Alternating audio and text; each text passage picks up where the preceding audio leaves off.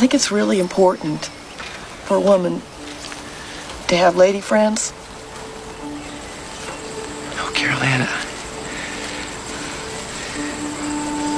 If we're going to be friends, there really is something I should tell you.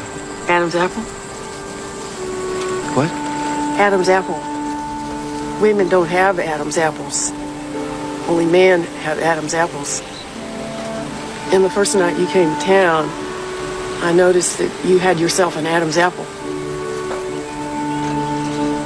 Didn't you know?